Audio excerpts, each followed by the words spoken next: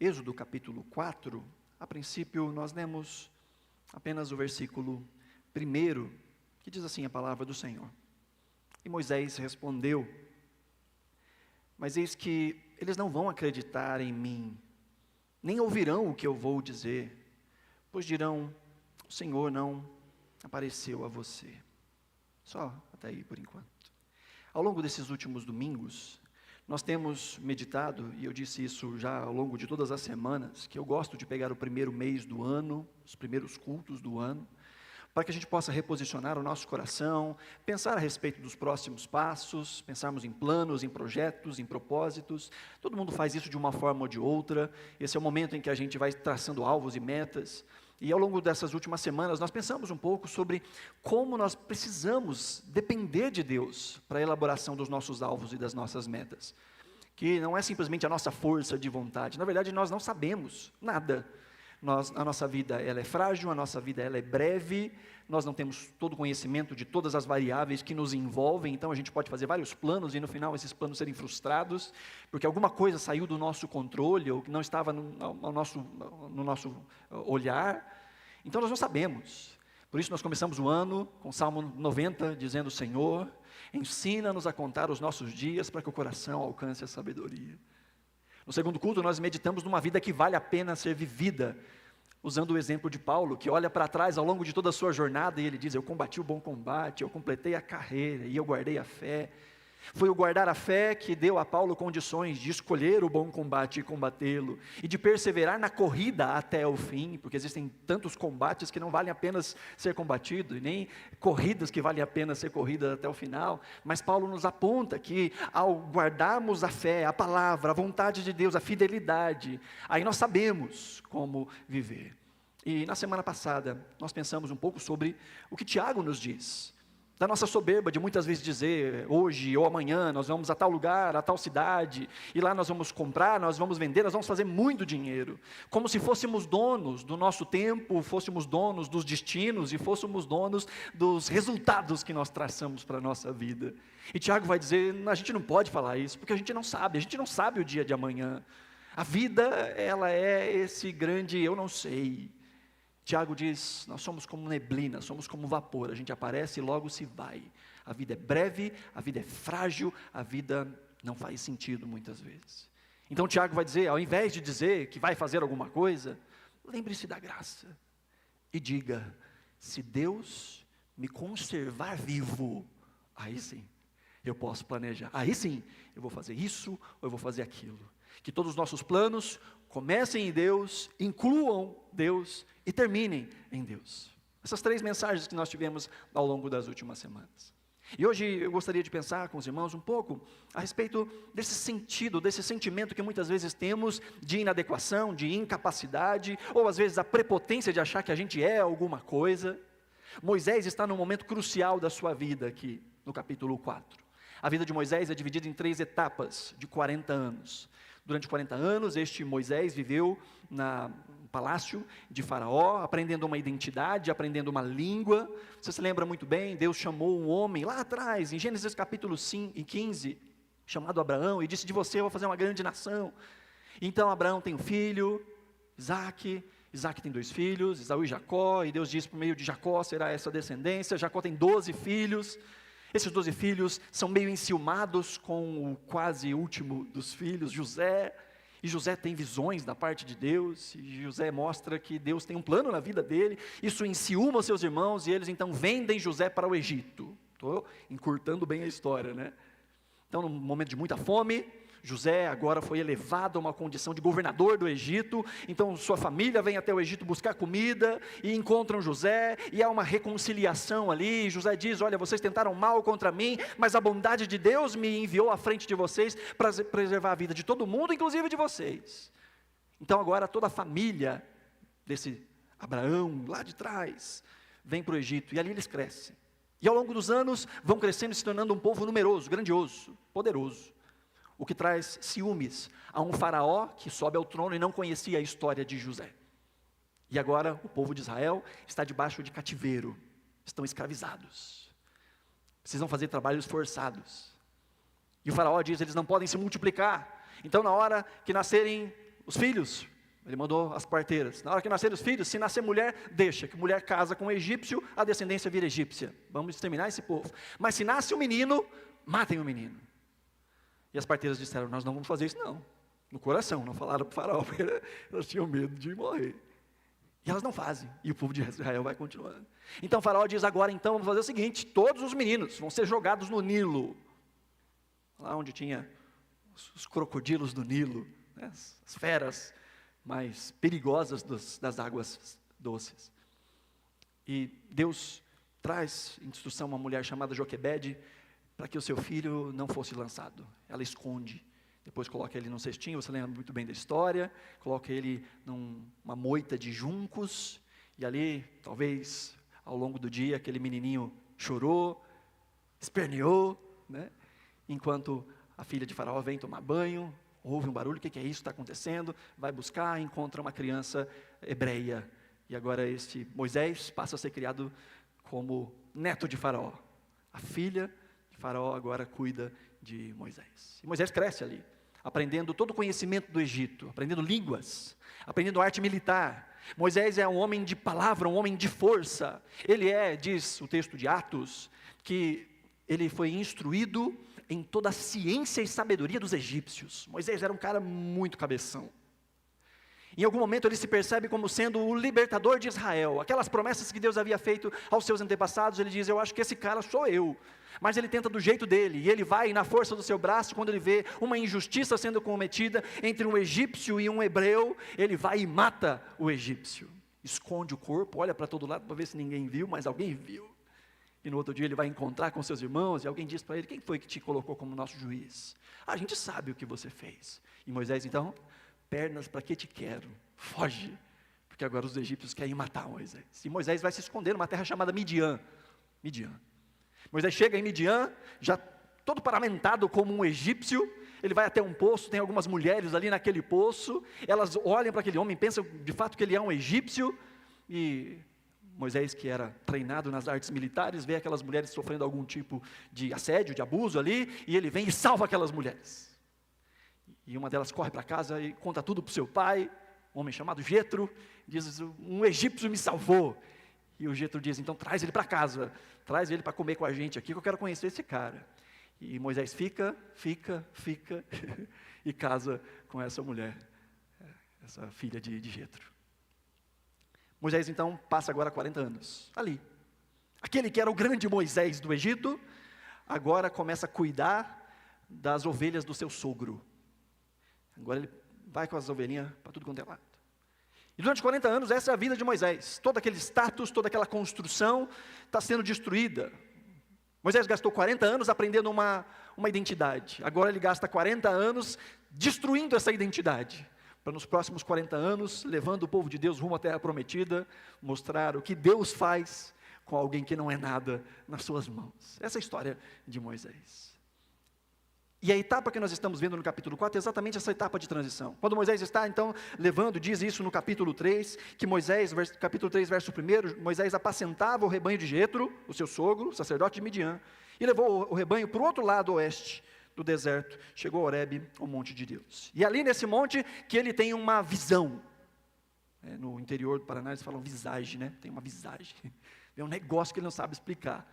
Não que arbustos flamejantes seja algo muito esquisito no deserto, não é. Existem arbustos que têm uma seiva inflamável, e não é incomum que existam arbustos pegando fogo no deserto, não é incomum. A diferença é que esse arbusto queimava e nunca se consumia, e Moisés falou, esse negócio está esquisito. Ele vai se aproximando, e de repente ele ouve uma voz e diz, Moisés, ele já arrepia inteirinho, né? Cada pelo do seu braço, se é que ele tinha pelo, porque egípcio depila tudo, arranca tudo, até sobrancelha, na época tirava tudo, ficava carequinha, no máximo ficava um cotoquinho assim na cabeça. Moisés fala, que é isso que está acontecendo? E ele ouve uma voz dizendo, tira as sandálias dos teus pés, porque o lugar em que você pisa é terra santa. E ali Deus fala com Moisés. E ele fala, Moisés, eu ouvi a voz do meu povo clamando, e eu vim resolver a situação. Eu vou entrar com providência, como diz o bom crente pentecostal, né? Eu vim entrar com providência na vida de Israel. Então é o seguinte, você vai. Moisés assusta, como assim? Eu vou? É o Senhor que vai resolver, mas quem vai sou eu. Eu vou? Não. E agora no capítulo 4 começam as desculpas esfarrapadas de Moisés. Eu não sei falar, a minha boca é mole, eu nunca fui muito bom nesse negócio. Veja, Moisés estava sendo desconstruído, né? Aquele que era poderoso, conhecia o conhecimento do Egito, era um grande estadista. Agora diz que não sabe nada, não conhece nada. Um pouco de humildade, com medo, porque ele está diante de um grande desafio. Agora não tem força militar, agora não tem a sua sabedoria, agora ele é o Zé. Agora ele é o ninguém. Agora ele é o cara das ovelhinhas do sogro, que Deus está dizendo, vai falar com Faraó, o rei da grande potência, e diz, deixa o meu povo embora. E Moisés então diz agora no capítulo 4, Senhor, mas e se? O que eu vou dizer? E se não acreditarem em mim? E eu não sei se você já leu toda a história de Moisés. Tem algumas coisas muito esquisitas na Bíblia, né? Alguns textos diferentes, em que a gente vê esse Moisés aqui todo medroso, mas daqui a pouco começa um novo momento na vida de Moisés, em que coisas grandiosas começam a acontecer, e Deus o usa diante de Faraó, e ele com o seu bordão na mão, cajado, um instrumento para pastorear as suas ovelhinhas, ele joga aquele negócio no chão, há um milagre, vira uma serpente, ele pega de volta a ser o cajado. Aí esse mesmo Moisés, Deus diz para ele, pega esse cajado e toca na água, e você vai ferir as águas no Nilo, e elas se transformarão em sangue. E ele vai lá e bota o cajado na água, e sangue para todo lado. E Deus diz, levanta esse cajado, e vai vir rã para todo lado, e vem rã de todo lado. Moisés faz um negócio muito louco com esse cajado dele. Lá na frente no capítulo 14, eles estão diante do Mar Vermelho, e Moisés está desesperado, e agora? E Deus já dá algo no coração dele. Ele olha para trás, o povo desesperado, e agora deixa a gente voltar, deixa a gente ser escravo no Egito, senão vai morrer todo mundo. E Moisés diz, não, contemple aquilo que o Senhor vai fazer. E Deus diz para ele, para de clamar, Moisés, manda o povo marchar, e toca com o cajado, levanta o teu cajado, que o mar vai se abrir. Moisés pega aquele cajado, levanta, pensa naquelas cenas de filme, né? Não novela da Record, cena de filme, água abre. E aí o povo passa, eu fico pensando, Moisés passando com aquele cajado na frente, e o povo passa, e entra agora o faraó, e entra a carruagem de faraó, e Moisés lá com o cajado na mão, e aí Moisés baixa o cajado e fecha a água. Lá na frente o povo tem sede, não tem água, e Deus diz, pega o cajado e bate na rocha, que ela vai dar água, e ele bate com o cajado na rocha. E eu leio esses textos e falo assim, que cajado é esse? Parece a varinha do Harry Potter, né? Faz tudo quanto é tipo de mágica com esse negócio. Crente gosta muito dessas coisas, né? Muito de amuleto. Tem amuleto gospel, né? Amuleto gospel. É moda por aí. Quer se apegar num amuleto. Não, eu queria ter o cajado de Moisés. Quando a gente morava em Belo Horizonte, tinha uma igreja lá no centro de Belo Horizonte, que o pastor às vezes distribuía. Essa semana é o cajado da justiça. É o tijolo das muralhas de Jericó. É cheio dos amuletos lá. Crente às vezes gosta disso. E às vezes a gente olha para um texto como esse e fala assim, bom, parece que está dando margem para isso. O cajado serve para tudo quanto é coisa. Agora uma coisa que a gente precisa entender, que Deus é didático. Deus nos ensina coisas. E que não existe nada na Escritura que foi escrito à toa. Primeiro que escrever no antigo mundo era muito caro. Então cada palavra é pensada, é arquitetada. Eles calculavam cada espaço, cada letra, porque era muito caro escrever. E se toda vez nós vemos esse cajado aparecendo, é porque ele tem algum tipo de importância. E aí o texto que está diante de nós nos mostra um pouco sobre essa história, e quando eu ler o texto você já vai entender tudo. O versículo 2 diz, então o Senhor, isso ele está lá na montanha, então o Senhor perguntou a Moisés, que é isso que você tem na mão? E ele respondeu, um bordão. Outra versão diz, uma vara. Outra versão diz, um bastão. Outra versão diz, um cajado. E eu já disse para você o quanto eu acho engraçado as perguntas que Deus faz, né? O que é isso que está na sua mão? Será que Deus não viu? Deus não conhece cajado. Deus não conhece o que é esse instrumento de pastorear, né? Que negócio é esse? Que dispositivo maluco é esse? É tecnologia nova? Foi Elon Musk que criou esse negócio? O que é isso? Deus faz perguntas por quê, gente? Porque Ele quer respostas? Ou Ele faz perguntas porque Ele quer que a gente pense a respeito das respostas que nós vamos dar? Nós estamos diante agora de Deus dizendo, Moisés, o que é isso que está na sua mão? O que é isso que você tem na sua mão? E é com esse instrumento que Moisés tem nas mãos que muita coisa maluca vai acontecer ali na frente. Sabe que Moisés está diante de algo novo. E Deus está graciosamente mostrando para ele e para nós que quem coordena a nossa vida é Ele. Que quem move as coisas na nossa vida é Ele. Não as nossas capacidades, não as nossas forças, e nem as coisas que a gente tem. E que Ele é tão poderoso que Ele pode inclusive usar as coisas que a gente tem, por menores que elas sejam, por mais insignificantes que elas sejam. A pergunta de Deus para Moisés é: o que é isso que você tem na mão? Alguns gostariam de responder o que não tem, né? Como se Deus estivesse perguntando: Moisés, o que você não tem na mão?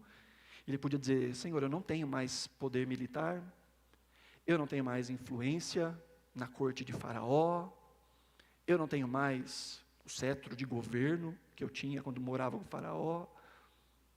E às vezes diante do novo, de um ano novo, de um projeto novo, diante de coisas que fogem à nossa capacidade de administração, a gente começa a pensar o que a gente não tem, o que a gente não consegue, o que nos falta, e nós engrossamos o coro dos murmuradores. Não olha para o que tem, olha para o que não tem, reclama de tudo o que não tem, mas não agradece o que tem. A pergunta de Deus para Moisés não é o que você não tem, a pergunta é o que você tem. A pergunta de Deus para Moisés não é também: Moisés, o que você tem sobrando? Porque às vezes os crentes vivem assim, né? Numa vida com Deus, que dão aquilo que sobra do seu tempo, da sua energia, das suas capacidades, das suas habilidades, dos seus recursos. Se sobrar, eu entrego, se sobrar, eu dou, se sobrar, eu faço, se eu conseguir, se der tempo. Deus não perguntou o que está sobrando, Deus perguntou o que você tem nas suas mãos.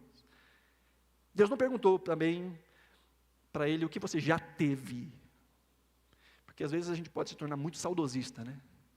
Ah, se eu tivesse a juventude que eu tinha, as coisas seriam diferentes. Ah, se eu tivesse aproveitado melhor os amigos, as influências, o trabalho. Se lá atrás eu tivesse pego aquela oportunidade, onde é que será que eu estaria? Será que a minha vida seria assim hoje? E fica se martirizando com o que já teve. Ah, no meu tempo, já viram isso, né? No meu tempo é que era bom. Ah, eu lembro o fervor que eu tinha naquele tempo, o quanto a gente orava, o quanto a gente fazia. Eu lembro a minha garra, eu lembro o meu primeiro amor, mas hoje tudo passou. Deus não pergunta para Moisés o que você teve.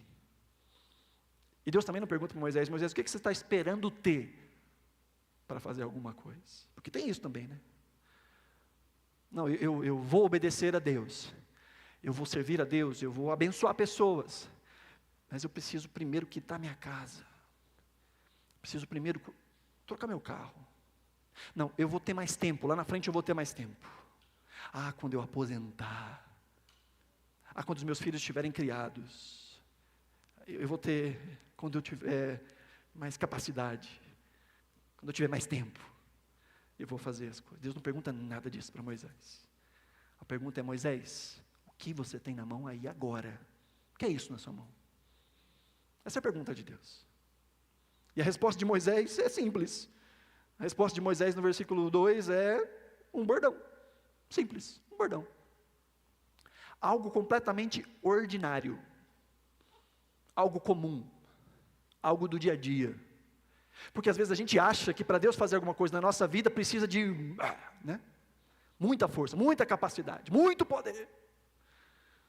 Às vezes a gente despreza os pequenos começos, despreza as dádivas que o Senhor já colocou nas nossas mãos, despreza os nossos dons, as nossas capacidades. Não, eu não sei falar, eu não sei fazer, eu não sei. Meus filhos, meu marido, minha esposa, não vai para frente, a vida desse jeito não vai para frente. Eu moro nessa rua, nesse bairro, não vai para frente. A resposta de Moisés é: o que eu tenho nas mãos é o ordinário, é o comum. O cajado de Moisés, o bordão, ele era usado para pastorear. O cajado tinha uma ponta que era assim arqueada, que era para puxar as ovelhinhas. E o outro lado era uma madeira mais dura, que servia para dar burdoada, né? Os bichos selvagens que viessem tentar pegar a ovelha. Ele diz que eu tenho na minha mão é o que eu uso para o meu trabalho. Coisa mais normal possível. E lembra, Moisés já está no alto dos seus 80 anos. Então o cajado não é só para o serviço, o cajado é também para ele se apoiar. O cajado de Moisés era um instrumento, sim, do dia a dia. Mas o cajado que Moisés tinha nas mãos contava uma história. De como é que ele chegou até aquele ponto. E as coisas que nós temos não são só coisas. Os pontos da caminhada em que nós estamos não são só coisas. Contam a nossa história. Contam a história da fidelidade de Deus através das nossas circunstâncias. Até mesmo as nossas cicatrizes testemunham da graça de Deus. Porque só tem cicatriz quem está vivo. Cicatriz é o troféu daqueles que foram feridos e sobreviveram. Até as nossas cicatrizes contam histórias. Moisés está segurando um cajado comum, mas que fala muito sobre a graça de Deus e a história que Deus escreveu na vida dele. Moisés diz: o que eu tenho nas mãos? O que eu tenho nas mãos é um cajado. Algo comum, algo ordinário. E é por meio desse cajado, por meio deste algo comum, que Deus então escreve grandes coisas na história de Moisés. Veja que a ação de Deus, ela parte do ponto onde a gente está. E às vezes a gente despreza muito a nossa vida. E encontra um monte de desculpas diante das adversidades. Moisés está assim, diante de um não sei, mais um não sei. Moisés está diante da vida que se descortina diante dele, com muitas perguntas, com muitas inseguranças. Então ele vai a Deus, ele diz: Senhor, eu vou dizer o quê? Se perguntarem quem me mandou, o que eu vou dizer? Eu não sei como é que vai ser daqui para frente. E Deus, de maneira generosa, bondosa e didática, fala: Moisés, o que você tem na sua mão agora? Pensa agora o que Deus colocou na sua mão. Os dons e talentos que Deus já te deu. A família que você tem. O ciclo de amizade que você tem. Porque a grande questão, queridos, não são as coisas que a gente tem. A grande questão é quando nós colocamos o que nós temos nas mãos de Deus, para que Ele faça o que só Ele pode fazer. Não é o muito, e nem o pouco, é o tudo. Deus não precisa de muita coisa. Às vezes a gente fala assim: eu queria ser grande, eu queria ter muito conhecimento, se eu tivesse muito dinheiro, se eu pudesse, tivesse mais energia. Deus não precisa de muita coisa não, viu? Ele só precisa de tudo. Tudo do pouco que a gente tem a oferecer. Do nosso tempo, da nossa devoção, do nosso coração, das nossas energias. Depositar em Deus tudo o que somos e tudo o que temos. Porque veja, algo grande na minha mão não serve para nada. Algo poderoso para que eu administre não serve para nada.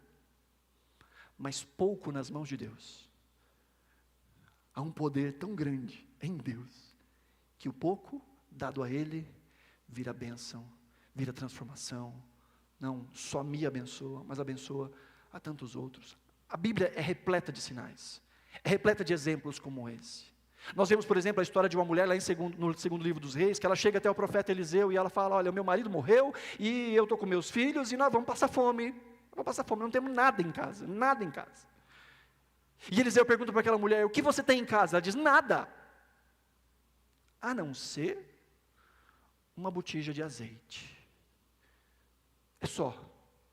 E Eliseu diz: então vai na vizinhança toda e pega vasilhas vazias, o quanto você conseguir, entra em casa, fecha a porta, você e seus filhos.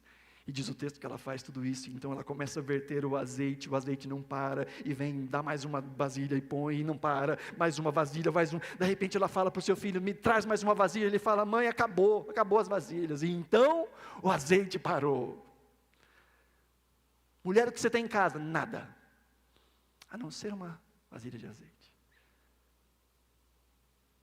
Jesus está diante de uma multidão de mais de 5.000 homens, fora mulheres e crianças. E Ele diz aos seus discípulos: não é certo a gente despedir eles com fome. E um dos discípulos disse: Senhor, mas olha quanta gente que tem.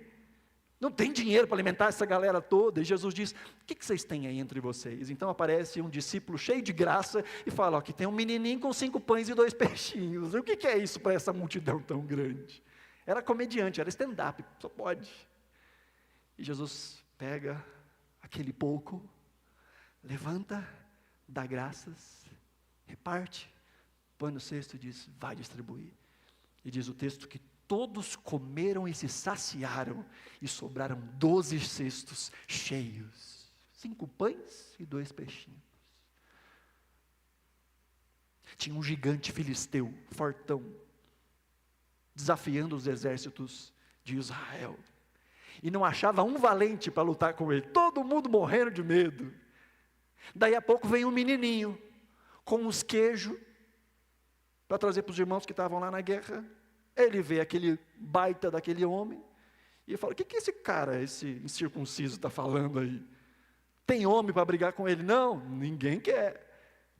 E ele fala: eu vou. Você vai? Eu vou. Já bati em bicho? Bater em gente é fácil. E diz o texto que esse jovem, bonito, e bonito ali não é elogio, bonito para dizer que ele era fraco, bonitinho, esse bonitinho aí, criado no Danoninho, vai brigar com o gigante? E sobe Davi com uma funda e 5 pedras, contra um gigante todo armado. Davi não tinha nem armadura, porque não tinha armadura que desse para ele, as armaduras eram muito grandes, ficavam muito desengonçadas nele. Ele falou: não quero esse trem não, eu vou ser. O gigante olha para ele e fala assim: eu sou um cachorro, para você vir contra mim com paus e pedras? E Davi diz: você vem a mim com espada, mas eu vou a você em nome do Senhor dos Exércitos. E com uma pedrinha, ele arrebenta aquele gigante. Deus pode fazer grandes coisas com o pouco que nós temos, desde que esse pouco não seja mais nosso, mas esteja nas mãos dele. Deus pode mudar a nossa história, Deus pode salvar a nossa família, Deus pode curar os nossos relacionamentos, Deus pode transformar o mundo ao nosso redor, começando com o pouco que temos e colocamos nas mãos dele, com a nossa capacidade, com a força que a gente tem. Senhor, eu queria dar mais, isso aqui é tudo que eu tenho, isso aqui é todo o tempo, toda a energia, toda a capacidade que eu tenho. Eu não sei falar, eu não fiz seminário, eu nem nas quintas-feiras na minha igreja eu estou indo, não sei muita coisa, mas o pouquinho que eu sei, Senhor, eu vou usar isso para proclamar o teu nome onde quer que eu esteja. Ai, será que meu marido vai se converter? Talvez tenha que acontecer um grande milagre para ele acontecer. Não, gente fiel com pouco, Deus usa e transforma. É a sua fidelidade do dia a dia. Não, lá no meu ambiente de trabalho, estou sendo perseguido, eu não posso falar de Jesus, eu não sei falar de Jesus, eu tenho vergonha, eu tenho medo. O pouco que você tem, deposita nas mãos de Deus, que Ele faz através de você. Que afinal, Paulo vai dizer, não foram muitos grandes que foram chamados, não foram muitos de berço de ouro que foram chamados. Paulo diz, mas agradou ao Senhor escolher aquilo que é louco para esse mundo, fraco para esse mundo e desprezado nesse mundo, para que possa confundir as coisas que acham que são alguma coisa.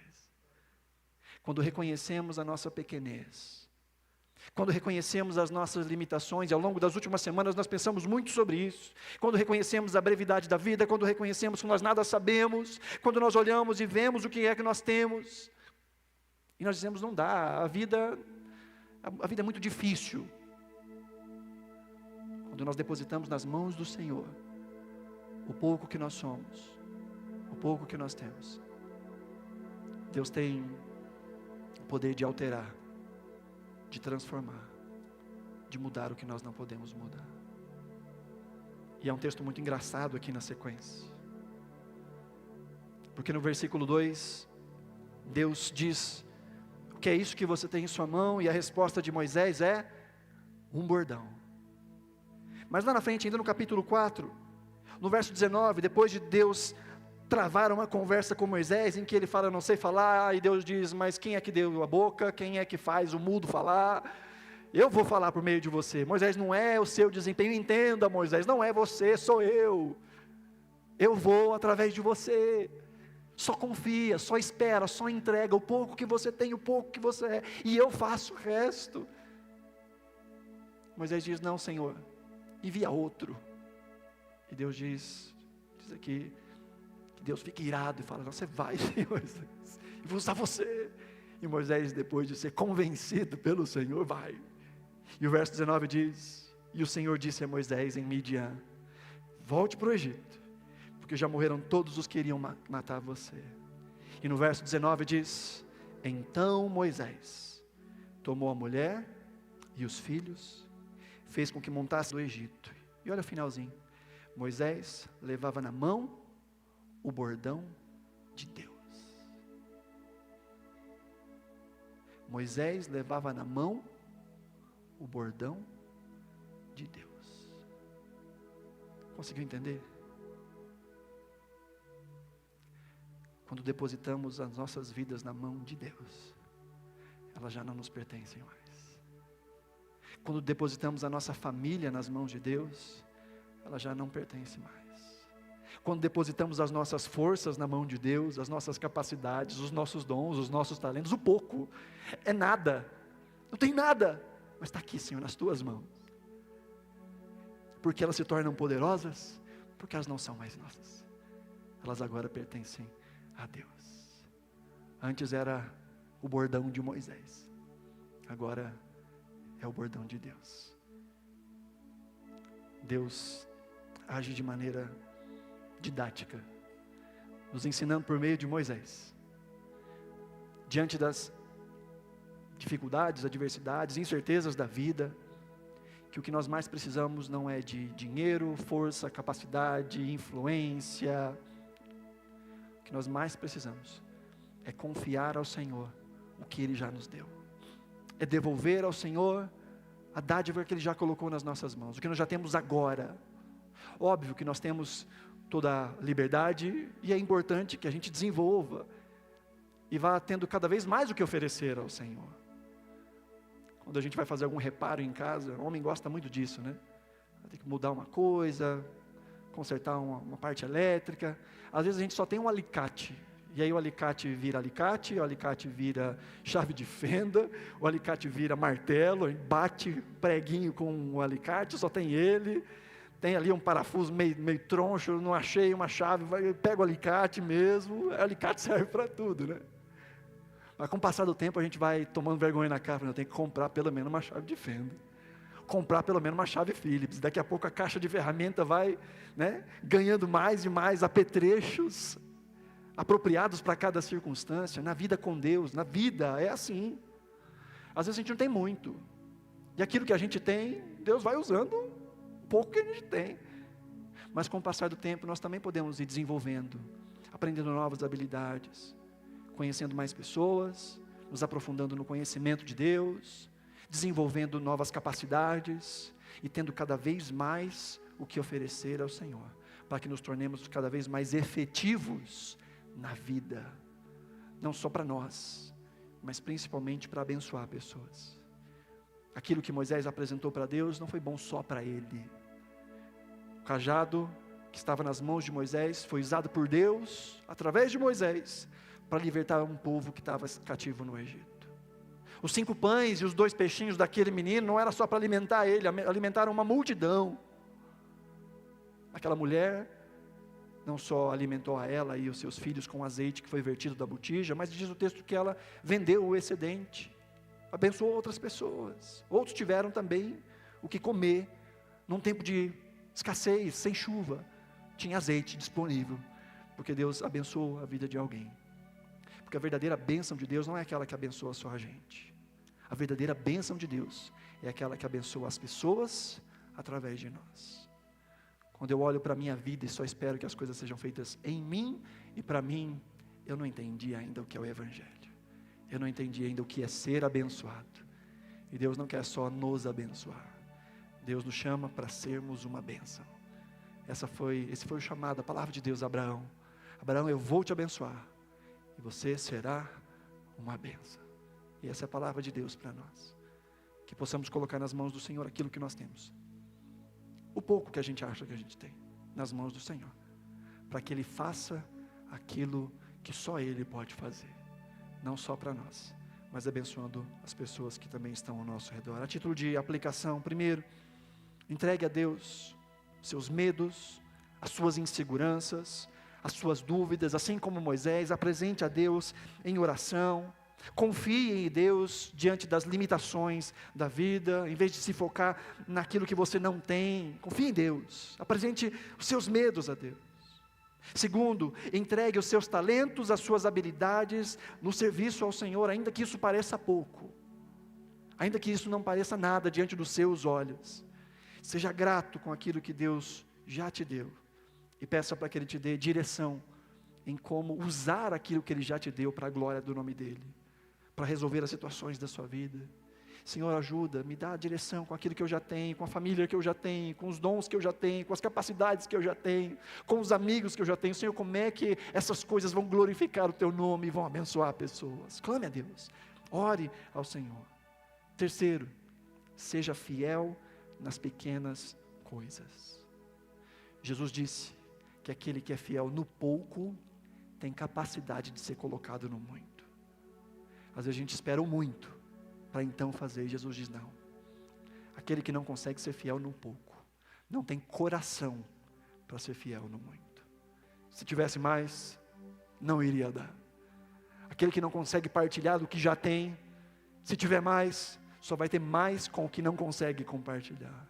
Então seja fiel nos pequenos começos, nas pequenas coisas. Quarto, use os seus recursos, dons, talentos e tempo para abençoar outras pessoas. Deus usou Moisés e o que Ele colocou nas mãos de Deus para abençoar outros. E por último, confie sempre na suficiência de Deus em todas as situações, em todo o tempo.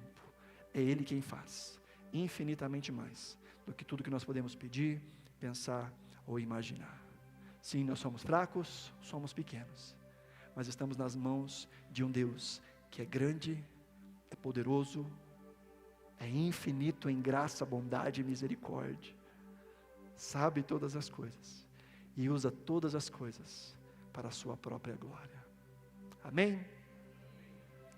Eu te pergunto nessa noite, o que é que você tem nas suas mãos? Hoje, o que é que você tem nas suas mãos? Que o Senhor aplique essa palavra aos nossos corações, em nome de Jesus. Se você puder, coloque-se de pé.